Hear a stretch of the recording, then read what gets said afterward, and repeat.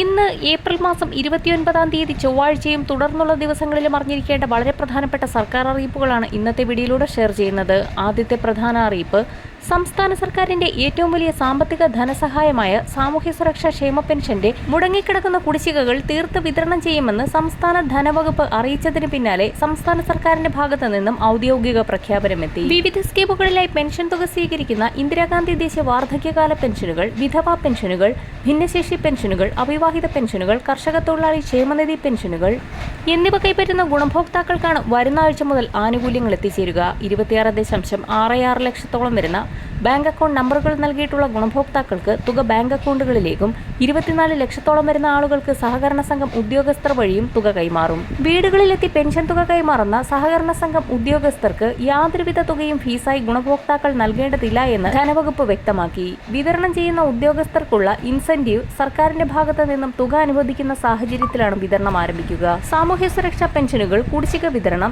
സർക്കാർ ജീവനക്കാർക്കുള്ള ക്ഷാമബത്ത ക്ഷാമാശ്വാസം, ദൈനംദിന ചെലവുകൾ മറികടക്കൽ എന്നിവയടക്കം വിവിധ മേഖലകളിലേക്കുള്ള ആനുകൂല്യ വിതരണങ്ങൾക്കുകൂടി സംസ്ഥാന സർക്കാർ മുംബൈ ഫോർട്ട് ഓഫീസിൽ ഇ കുബേർ പോർട്ടൽ വഴി കടമെടുപ്പ് ലേലം നടത്തും. ഇതിനു പുറമെ സംസ്ഥാന സർക്കാർ പ്രഖ്യാപിച്ച കുടിശ്ശികയടക്കമുള്ള ആനുകൂല്യങ്ങൾ വിതരണം ചെയ്യുന്നതിലേക്കായി സഹകരണ ബാങ്കുകളുടെ കൺസോർഷ്യം രൂപീകരിച്ചും ഫണ്ട് സമാഹരിക്കൽ നടപടികൾ ആരംഭിച്ചു.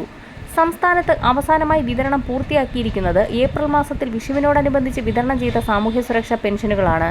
പെൻഷൻ തുകയിൽ 200 മുതൽ 500 വരെയുള്ള കേന്ദ്രവിഹിതം മുടങ്ങിയിട്ടുള്ള ഗുണഭോക്താക്കൾക്ക് ഇന്ന് മുതൽ ആധാർ അധിഷ്ഠിത ബാങ്ക് അക്കൗണ്ടുകളിലേക്ക് കേന്ദ്രവിഹിതം എത്തിച്ചേരും. രണ്ടാമത്തെ പ്രധാന അറിയിപ്പ്, കേരളത്തിലെ 25 ലക്ഷത്തോളം വരുന്ന കർഷക ഗുണഭോക്താക്കൾക്ക് കേന്ദ്രത്തിന്റെ ഭാഗത്തു നിന്നും 2000 രൂപ വീതം അക്കൗണ്ടുകളിലേക്ക് എത്തിച്ചേരും. PM കിസാൻ സമ്മാൻ നിധിയുടെ പുതിയ ഗഡു വിതരണത്തിന്റെ ഭാഗമായി കർഷക ഗുണഭോക്താക്കൾക്ക് KYC അപ്ഡേഷനുള്ള മെസ്സേജുകൾ വന്നു തുടങ്ങിയിട്ടുണ്ട്. ഇത്തരത്തിൽ മെസ്സേജുകൾ എത്തിച്ചേർന്നിട്ടുള്ള ഗുണഭോക്താക്കൾ PM കിസാൻ സമ്മാൻ നിധിയുടെ ഒഫീഷ്യൽ സൈറ്റ് സന്ദർശിച്ച ശേഷം സ്റ്റാറ്റസ് ചെക്ക് ചെയ്യേണ്ടതാണ്.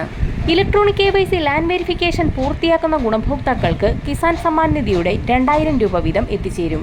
അടുത്ത പ്രധാന അറിയിപ്പ്, APL BPL വ്യത്യാസമില്ലാതെ എല്ലാ റേഷൻ കാർഡ് ഉടമകൾക്കും റേഷൻ കട വഴി കേന്ദ്രത്തിന്റെ പുതിയ ആനുകൂല്യം പ്രഖ്യാപിച്ചു.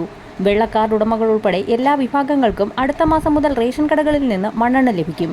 2 വർഷത്തിന് ശേഷമാണ് എല്ലാ വിഭാഗങ്ങൾക്കും മണ്ണെണ്ണ ലഭ്യമാകുന്നത്.